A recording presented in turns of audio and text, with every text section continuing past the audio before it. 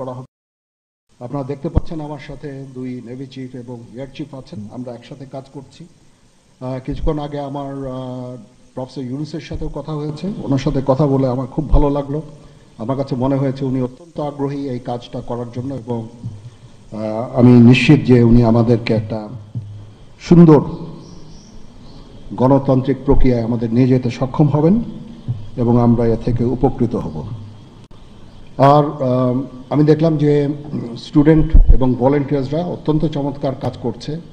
যেহেতু এখন traffic police ছিল না, তারা ট্রাফিকিংয়ের কাজ করছে, বিভিন্ন রাস্তা পরিষ্কার করা, যে সমস্ত ভ্যান্ডালাইজেশন হয়েছে যে সমস্ত স্থাপনাগুলোতে, ওগুলোকে পরিষ্কার করা। আমরা অত্যন্ত আনন্দিত যে তারা এই ভালো কাজগুলো চালিয়ে যাচ্ছে। আমি তাদেরকে অনুরোধ করব যে এই ভালো কাজগুলো যেন তারা চালিয়ে যায় এবং বিভিন্ন জায়গায় ঢাকার বাইরে যে সমস্ত লুটতরাজ অপরাধ সংগঠিত হচ্ছে ওগুলো প্রতিহত করার জন্য আমি তাদেরকে অনুরোধ করেছিলাম এবং তারা সেই কাজও করছে, এবং আমি নিশ্চিত যে আমরা সবাই মিলে একটা সুন্দর আবার স্বাভাবিক পরিস্থিতিতে আমরা ফেরত চলে আসতে পারব। আপনারা জানেন যে আমরা কেয়ারটেকার গভর্নমেন্টের প্রধান ডক্টর ইউনুসকে আমরা নির্বাচন করেছি অনেক আলোচনা করে, আমরা নিজেদের মধ্যে অনেক আলোচনা করেছি এবং সমস্ত রাজনৈতিক নেতৃবৃন্দের সাথে, স্টুডেন্ট কোঅর্ডিনেটরদের সাথে আলোচনা করেছি। আমার সাথে নেভি চিফ এবং এয়ার চিফ ওনারাও ছিলেন, এবং মহামান্য রাষ্ট্রপতির সাথে আমরা আলোচনা করেছি এবং আলোচনা করে আমরা সর্বসম্মতভাবে সম্মত হয়েছি এবং ওনার কাছে প্রস্তাব দিয়েছি চিফ অ্যাডভাইজার ডক্টর ইউনুসকে করার জন্য, এবং উনি এখন আমাদের চিফ অ্যাডভাইজার। কালকে আসবেন, কালকে হয়তো দুপুরে উনি এসে পৌঁছাবেন, আমি ওনাকে রিসিভ করতে যাব। আমরা ওনাকে সর্বতোভাবে সহায়তা করব। আমি army chief, navy chief, air chief, এবং আমি নিশ্চিত যে উনি সমস্ত রাজনৈতিক দল এবং সবার কাছ থেকে সাহায্য সহযোগিতা পাবেন। স্টুডেন্ট ফোরাম, স্টুডেন্টস, এবং আমরা সবাই মিলে ওনাকে সাহায্য করব এবং আমি নিশ্চিত যে তাহলে উনি অত্যন্ত সফলভাবে ওনার এই কাজ সমাধা করতে সক্ষম হবেন। অনেক ধরনের গুজব চলছে, আমি জনগণকে আহ্বান করব এ ধরনের গুজবে যেন কান না দেয়। আমরা একটা চমৎকার পরিবেশে সুন্দরভাবে সবাই মিলে আমরা কাজ করে যাচ্ছি।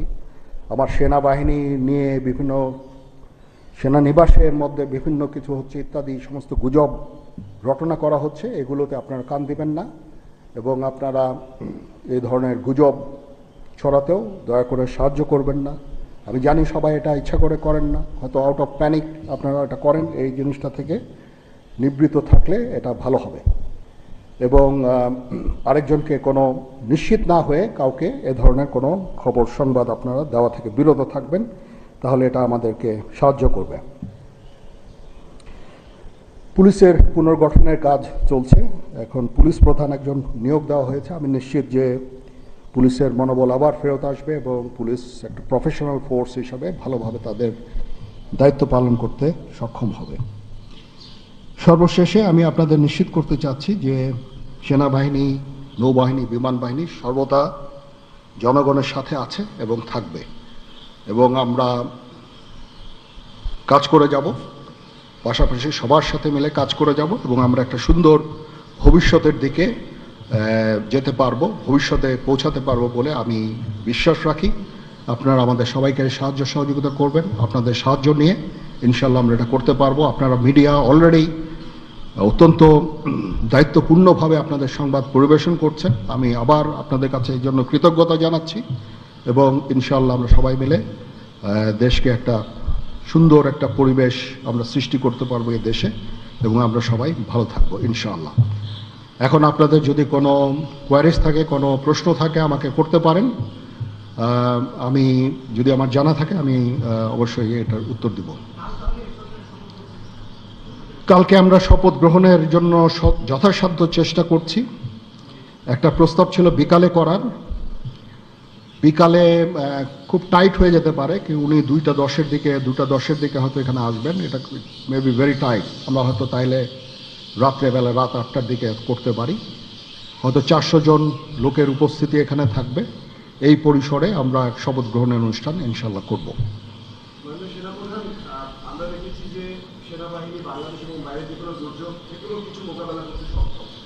রিসেন্টলি আমরা দেখতে পাচ্ছি যে বাংলাদেশের বিভিন্ন জায়গায় দুর্বৃত্তরা ডাকাতি থেকে শুরু করে লুট তরাস করছে, এবং গতকাল রাতের বেলা মোহাম্মদপুর, ধানমন্ডি এই এলাকাগুলোতে ঘটনা ঘটছে রাজধানী শহরে।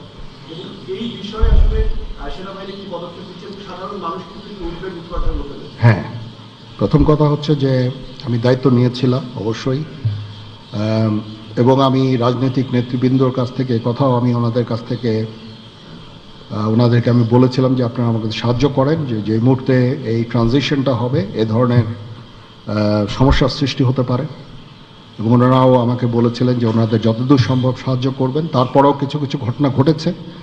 এটা ঘটার পিছনে তো কিছু কারণও আছে, এবং আমরা ইনিশিয়ালি হয়তো কিছু এরকম ঘটনা ঘটেছে, বাট তারপরে এখন পরিস্থিতি কিন্তু অনেক শান্ত হয়ে আসছে। আমরা আমাদের যত স্ট্রেংথ আছে, পুলিশ কিন্তু নন এক্সিস্টিং, পুলিশ কোনো ডিউটিতে নাই। পুলিশের একটা বড় ফোর্স, এটার যে ভয়েড যেটা সৃষ্টি হয়েছে, এই ভয়েডটা সেনাবাহিনীর স্ট্রেংথ দিয়ে এটা পুরা করা সম্ভব না। আর তারপরেও আমরা যথাসাধ্য চেষ্টা করে যাচ্ছি, এবং হাজার হাজার লোককে আমরা কিন্তু এই সমস্ত সমস্যা থেকে আমরা উদ্ধার করেছি। বহু পুলিশ, আমার জানা মতে বহু পুলিশ, অনেক থানা, তারপরে সরকারি কর্মকর্তা কর্মচারীদের রেস্কিউ করা, এই সমস্ত কাজগুলো আমরা করেছি।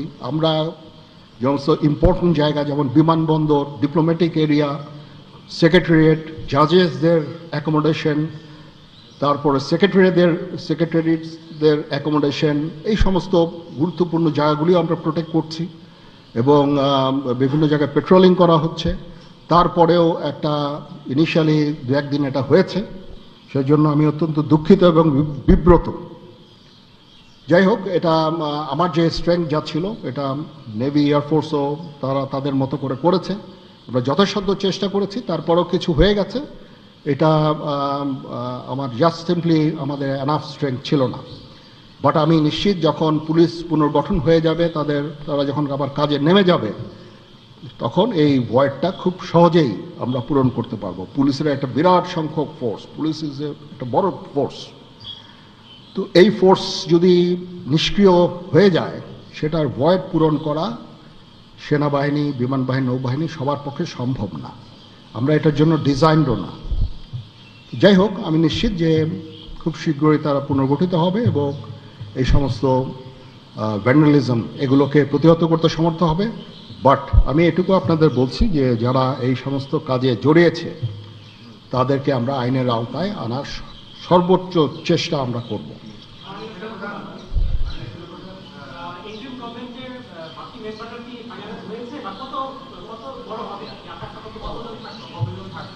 আমার ধারণা আপাতত 15 জন হতে পারে, তারপরেও দু একজন আপ অ্যান্ড ডাউন এটা করতে পারে, এটা এরকম একটা সংখ্যক, এবং মোটামুটি একটা দাঁড়িয়ে যাচ্ছে। যেহেতু এটা ফর্মালি প্রকাশ করা হয়নি, এটা নিয়ে আমি আর আপনাদের সাথে কথা বলতে চাচ্ছি না। জি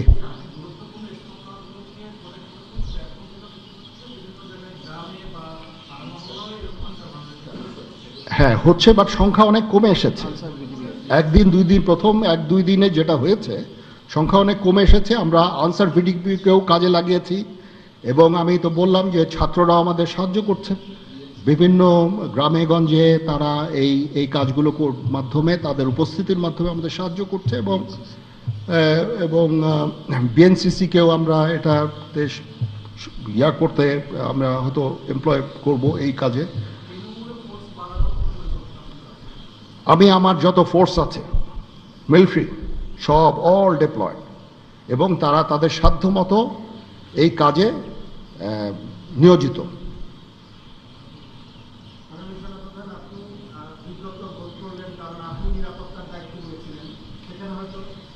এখন রাজনীতিবিদরা বললেন যে জেনারেল সাহেব আপনি নিরাপত্তার দায়িত্ব নেন, somebody has to take it. তো আমি আর তো কেউ নেওয়ার নাই, আমি নিয়েছি, এবং যদি কোনো ব্যর্থতা থাকে সে দায়িত্ব আমার। আমি আমার সাধ্যমতো চেষ্টা করেছি, এবং খুব কম সময়ের মধ্যে একটা স্বাভাবিক পরিস্থিতি ফেরত আসছে।